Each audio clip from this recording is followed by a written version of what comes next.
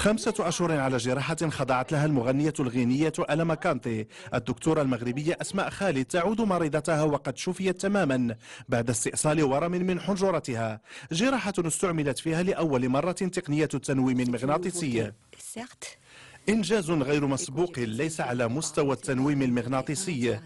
الجديد هو استعمال الصوت كطريقة للمراقبة أثناء العملية لتسهيل التدخل الجراحي. بهذا المستشفى الجامعي بالضاحية البارزية تعمل الدكتورة أسماء بعد تخرجها من كلية الطب والصيدلة بالدار البيضاء و5 سنوات من الدراسة بالسنغال، وهنا قامت بتنويم مغناطيسي إيحائي قبل وأثناء العملية الجراحية.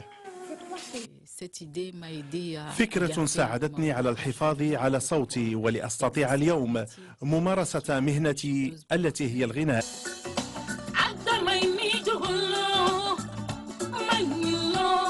لم تتعرض الحبال الصوتية للمغنية لأي سوء بفضل الطبيبة المختصة في التنويم المغناطيسي أسماء خالد وطاقمها الطبي بباريس. أسماء التي أشادت في لقاءاتها الصحفية بأهمية ما تلقته من تكوين بالمغرب.